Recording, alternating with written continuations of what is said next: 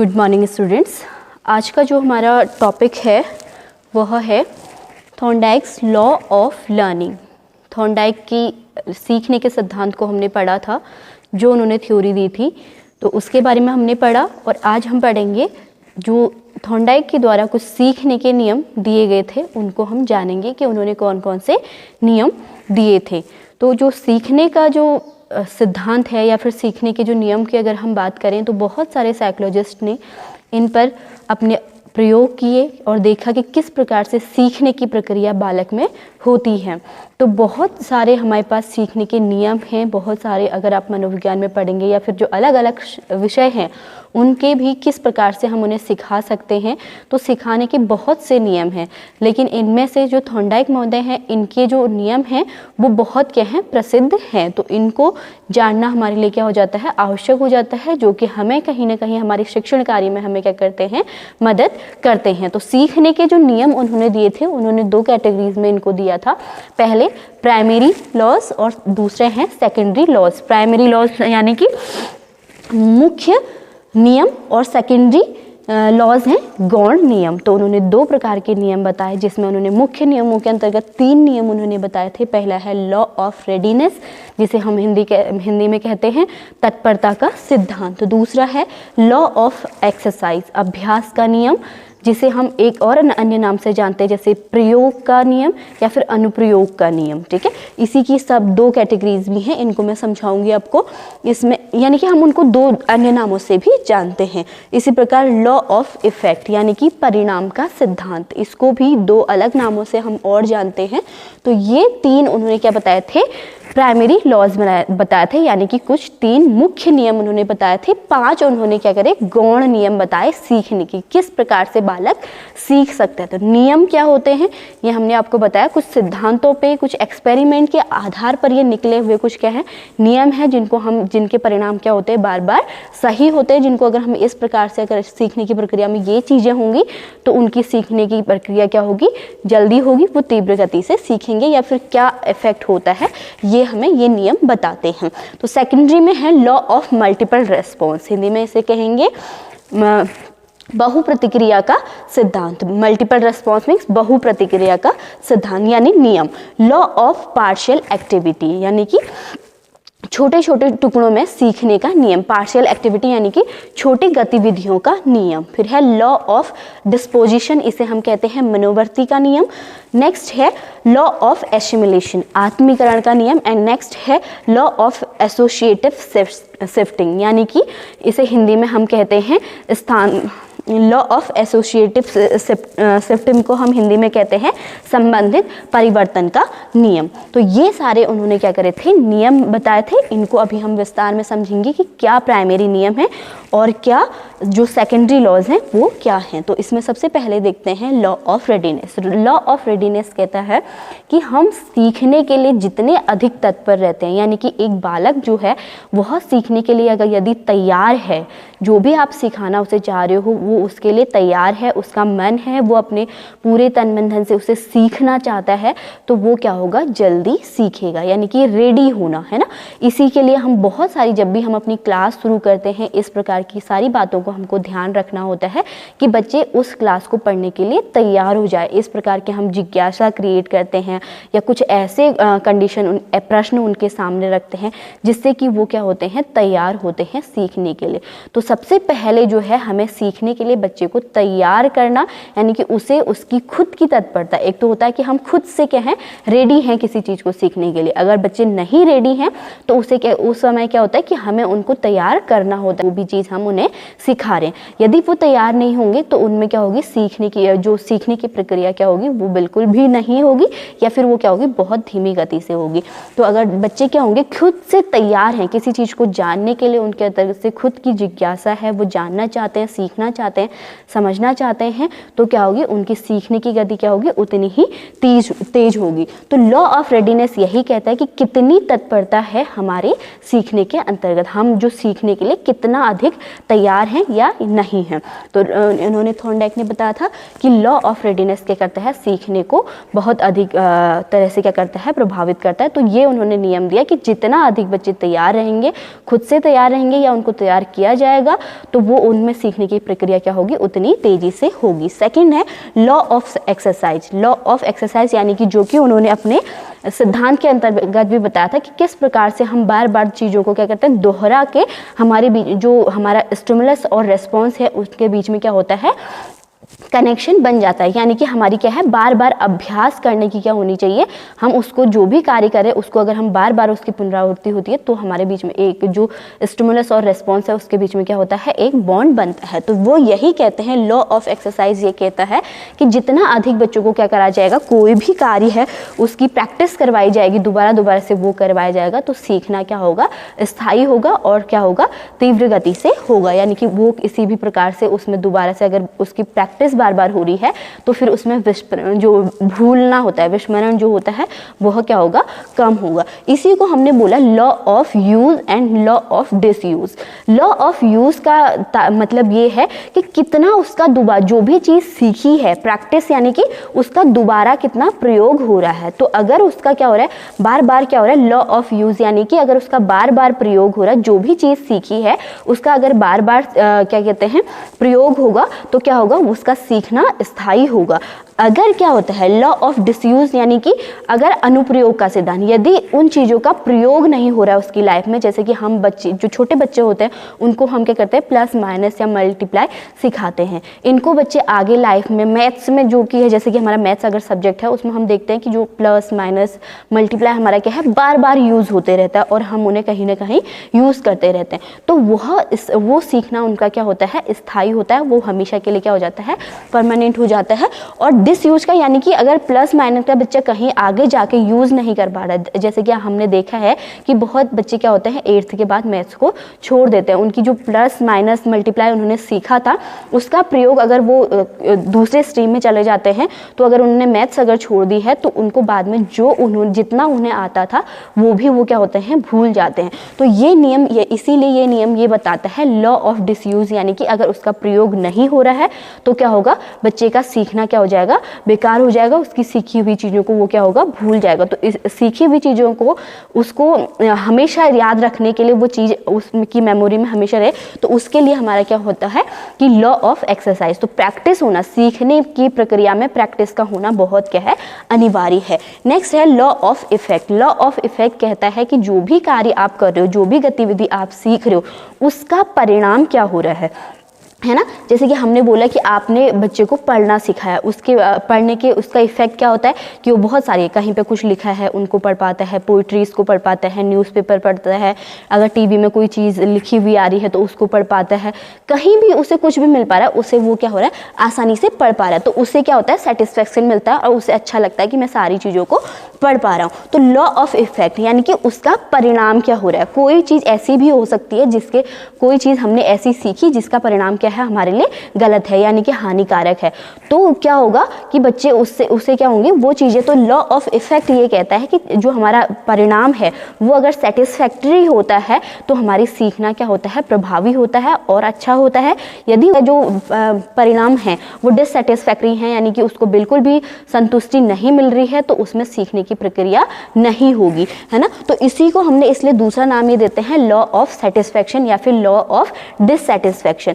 यदि सेटिस्फैक्शन होगा तो क्या होगा, हमारी लर्निंग अधिक होगी। अगर किसी प्रकार की प्रॉब्लम हो रही किसी प्रकार के सीखने से, तो क्या होगा, उसकी गति क्या होगी, धीमी होगी। तो उसका परिणाम कैसे आ रहे हैं ये भी हमारे सीखने को क्या करता है, प्रभावित करता है और उसे प्रभावी बनाता है। तो ये उन्होंने 3 प्रमुख नियम दिए थे जो कि हमारे सीखने में बहुत ही क्या होते हैं, कारगर सिद्ध होते हैं। रेडीनेस यानी कि तत्परता, सीखने के लिए तत्परता का होना बहुत आवश्यक है सीखने के लिए। एक्सरसाइज यानी कि प्रैक्टिस का होना क्या है, बहुत ज़रूरी है। लॉ ऑफ प्रैक्टिस भी हम इसे कहते हैं, तो कहीं पे आपको प्रैक्टिस भी मिलेगा, यानी कि अभ्यास होना क्या है, बहुत ज़्यादा ज़रूरी है। लॉ ऑफ इफेक्ट, यानी कि जो भी वो सीख रहा है उसका परिणाम क्या हो रहा है, अगर उसका परिणाम सेटिस्फैक्ट्री है, संतोषजनक है, तो सीखना क्या होगा, प्रभावी होगा। तो ये तीनों, तो इसीलिए हम क्या करते हैं, जैसे कि हमने आपको बताया कि लर्निंग में एक महत्वपूर्ण है रीइंफोर्समेंट। तो रीइंफोर्समेंट जब मिलता है तो बच्चों को क्या होता है, सेटिस्फैक्शन होता है, यानी कि उनको अच्छा लगता है कि हमने कोई कार्य किया है, उसके प्रति हमको क्या मिल रहा है, रीइंफोर्समेंट दिया जा रहा है। तो वो क्या होता है, वो कहीं ना कहीं इफेक्ट को दिखा रहा है कि उसका परिणाम क्या हो रहा है। तो ये तीनों उन्होंने बताए थे मुख्य नियम किसके, सीखने के।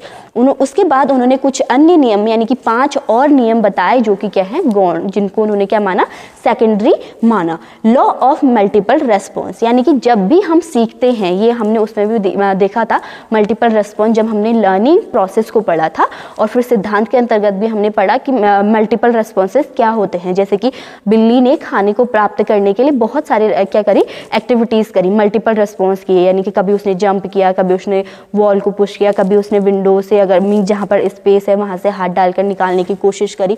तो ये क्या है, मल्टीपल रेस्पॉन्स। सीखने की प्रक्रिया के अंतर्गत हम क्या करते हैं, बहुत सारी गतिविधियाँ करते हैं, तो इस गतिविधियों के बीच में ही हमको क्या होता है, एक करेक्ट रेस्पॉन्स क्या होता है, हम पकड़ पाते हैं। तो मल्टीपल रेस्पॉन्स, तो सीखने की प्रतिक्रिया में क्या होने चाहिए, जो हमारे प्रयास हैं वो क्या होने चाहिए, बहुत अधिक होने चाहिए। हमारे जो प्रयास हम करते हैं वो क्या होने चाहिए, सतत होने चाहिए, तभी हम क्या होते हैं, सीख पाते हैं। तो इसलिए उन्होंने बताया था कि law of multiple response. Next वो कहते हैं लॉ ऑफ पार्शियल एक्टिविटी, यानी कि इसको हम कहते हैं आंशिक क्रिया का नियम। हिंदी में हम इसे कहेंगे आंशिक क्रिया का नियम। जो भी हम चीज़ सीखते हैं, आंशिक क्रिया यानी कि पार्शियल एक्टिविटी, ये कहते हैं कि छोटे छोटे टुकड़ों में हमें उससे क्या करना चाहिए, सीखना चाहिए। यानी कि अगर कोई भी कार्य आप सीख रहे हैं, आप ये चाहते हैं कि बच्चे को मैं पूरी एक्टिविटी एक साथ में सिखा दूँ, हम ये करें, इससे भला कि हम ये करें कि छोटे छोटे टुकड़ों में हम उसे सिखाएं। जैसे कि हम ये लिखने की अगर हम बात करें तो हम स्टार्टिंग में उसे सिर्फ क्या करते हैं,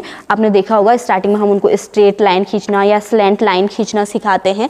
तो ये है कि हमने लिखने की सबसे पहले स्टार्ट हमने क्या करी, कुछ स्ट्रेट लाइन उनको सिखा रहे, स्लैंट लाइन हम लिखना सिखा रहे। तो इसका मतलब ये है कि पार्शियल एक्टिविटी, ये नहीं कि पूरा वर्ड आपने उसको एक ही बार में लिखने को दे दिया, लो इसको हम फिल करने को देते हैं बच्चों को, तो उसको पूरा भरो। तो इस तरह से नहीं, ये कहते हैं कि लॉ ऑफ पार्शियल एक्टिविटी ये कहता है कि हमें जो एक्टिविटीज करानी चाहिए वो क्या होनी चाहिए, छोटी छोटी होनी। मीन जो चीज सिखा रहे हैं उसको हम छोटे छोटे टुकड़ों में क्या करें, सिखाएंगे, तो हमारा सीखना क्या होगा, प्रभावी होगा, बालक क्या होगा, जल्दी सीखेगा। ये नहीं कि पूरी एक्टिविटी को एक साथ सिखाकर हम उसे जब छोटे छोटे टुकड़ों में सिखाने की कोशिश करते हैं तो बच्चे क्या होते हैं, जल्दी सीखते हैं। तो लॉ ऑफ पार्शियल एक्टिविटी यही कहता है कि हमें छोटे छोटे टुकड़ों में कोई भी चीज़ अगर हम बच्चे को सिखा रहे हैं तो हम उसे क्या करें, छोटे छोटे टुकड़ों में या छोटे छोटे भागों में बांटकर उसे क्या कराएं, सिखाएं। फिर हम उसे छोटे से, इसमें क्या होना चाहिए, जैसे कि अगर जो छोटी चीज़ होनी चाहिए वो जर्नल हो, फिर जर्नल से हम उसको क्या करें, स्पेसिफिक मीन्स पूरे की तरफ, पूरा वर्ड लिखना जब हम सिखाते हैं तो वर्ड की तरफ हम क्या करें,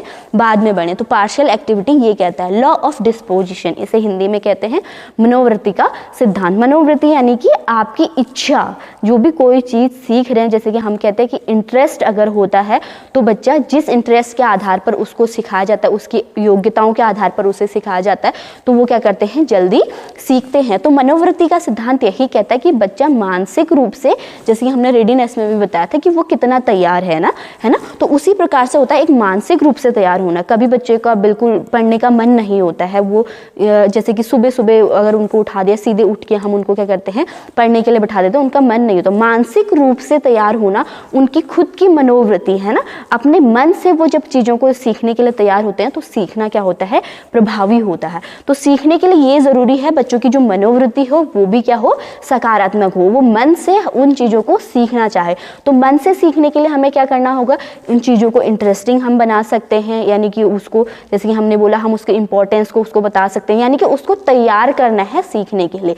अगर कोई चीज़ उसे, उसका मन नहीं है उस वक्त सीखने का, तो अगर आप उसे ज़बरदस्ती सिखाने की कोशिश करेंगे तो वो नहीं सीखेगा। तो मनोवृत्ति का सिद्धांत यही कहता है कि हमें बच्चों को क्या करना है, उसको मन से क्या करना है, सीखने के लिए पहले तैयार करना होगा, तभी वो क्या कर पाएंगे, सीख पाएंगे, है ना। मानसिक रूप से क्या करना है, तैयार करना है। तो लॉ ऑफ डिस्पोजिशन यही कहता है कि हम क्या करेंगे, बच्चों को पहले मानसिक रूप से तैयार करना है उस चीज को सीखने के लिए। उनकी मनोवृत्ति यानी कि उनकी इच्छा को हमको ध्यान में रखना है, वो किन चीजों को। इसलिए हम बोलते हैं कि इंटरेस्ट एरिया में अगर हम ज्यादा फोकस करते हैं तो क्या होता है, बच्चे ज्यादा सीखते हैं। हम उसको उसके बाद उसके साथ रिलेट करके, जिस चीज को वो करना चाहता है उसी चीज से उसको रिलेट करके हम उसको दूसरी चीज क्या कर सकते हैं, सिखा सकते हैं। कहीं ना कहीं हम लिंक बना सकते हैं उन दोनों के बीच में, है ना। बच्चा खेलना चाहता है, खेलते खेलते हम उनको कैसे पढ़ाएं, है ना। उसका मन पढ़ने को नहीं है, लेकिन खेलते खेलते हम उनको किस प्रकार से सिखाएं। तो ये हमारा वहां पर एक क्या हो सकता है,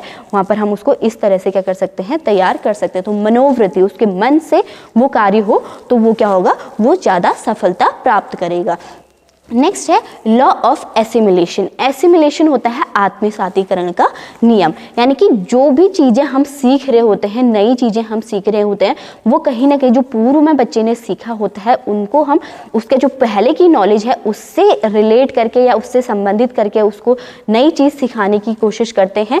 तो वो जो भी ज्ञान आप उनको सिखा रहे हैं, जो भी चीज उनको सिखाते हैं, उनको आत्मसात कर पाते हैं, यानी कि अपने के अंदर उन्हें समाहित कर पाते हैं। क्योंकि कभी मैंने आपको बताया था, जब सीखने के अंतर्गत होता है, सीखना हमने बोला था, सीखना क्या है, समायोजन भी है। तो नई चीज को जब हम सीखते हैं तो एकदम से वो चीज हमें क्या होती है, कुछ अटपटी भी लग सकती है, यानी कि हम उसको सीखने के लिए बिल्कुल तैयार नहीं हो कि ये चीज क्या है या फिर हमारे काम की नहीं है, इस तरह से। तो जब हम उसको क्या करते हैं, उसके पूर्व ज्ञान से रिलेट करके सिखाते हैं तो बच्चे इस तरह से नॉलेज को क्या कर पाते हैं, अच्छे से अपने में आत्मसात कर पाते हैं, यानी कि नई चीज को आसानी से सीख पाते हैं। तो कहीं ना कहीं पूर्व ज्ञान से जोड़ते हुए जब हम सिखाते हैं तो बच्चे क्या करते हैं, एसिमुलेट करते हैं, दो चीजों को एक साथ में जोड़ के सीखने का प्रयास करते हैं। तो बच्चे क्या करते हैं, नॉलेज को आसानी से क्या कर पाते हैं, आत्मसात कर पाते हैं। Law of associative shifting.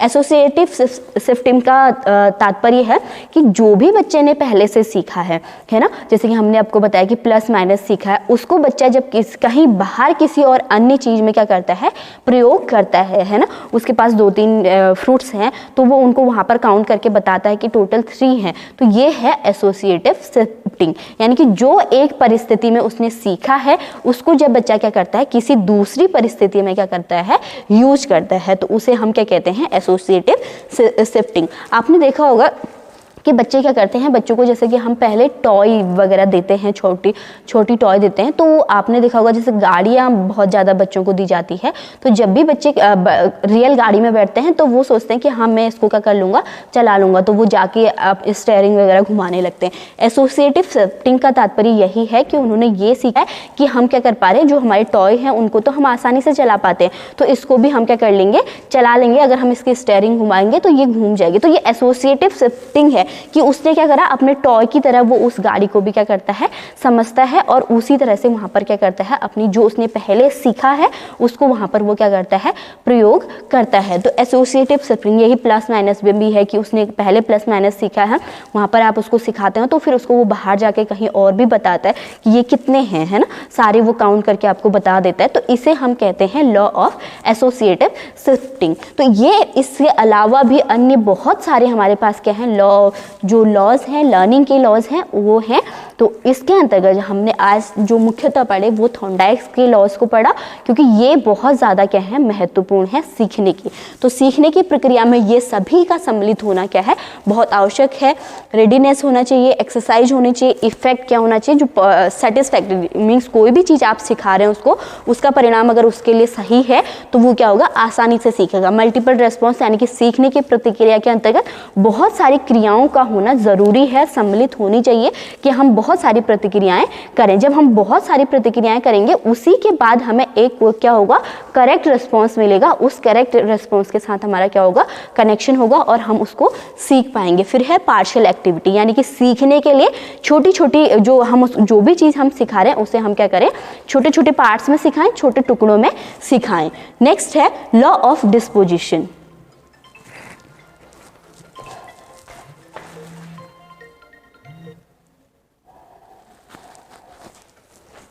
Law of disposition कहता है कि मनोवृत्ति का सिद्धांत। बच्चे हमें क्या करें, यानी कि वो क्या हो, मन से हो, एसिमुलेशन होगा, वो पहली चीज़ों से रिलेट करके जब हम उनको सिखाते हैं तो वो उसको आसानी से क्या कर पाते हैं, आत्मसात कर पाते हैं, सीख पाते हैं। लॉ ऑफ एसोसिएटिव सिस्टम का तात्पर्य यही है कि जो पहले चीज़ें सीखी हुई हैं उनको हम किसी दूसरी परिस्थिति में क्या करते हैं, उसी प्रकार से प्रयोग करते हैं। जो हमने सीखा एक बार, तो एसोसिएटिव शिफ्टिंग होना भी क्या है, ज़रूरी है, तभी वो उन दो चीज़ों में अंतर भी कर पाते हैं, क्योंकि जो उसी प्रकार से अगर वो क्या करते हैं, दूसरी जगह भी उसे प्रयोग करते हैं तो वो सीखते हैं। फिर क्या होता है, अगर वो चीज़ कुछ डिफरेंट है, जैसे मैंने गाड़ी का एग्जांपल दिया कि बड़ी जो रियल गाड़ी है उसे चलाना क्या है, डिफरेंट है, तो वो फिर सीखते हैं कि ये क्या है, कुछ डिफरेंट है, यहाँ पर कुछ उनको जब वो चीज़ नहीं हो पाती है तो वो उसको सीखते हैं, फिर यहाँ पर हमको कुछ नई तरीके से क्या करना है, इसको सीखना है। तो उन नई चीज़ों को सीखने के लिए भी क्या होते हैं, प्रेरित होते हैं। Thank you students.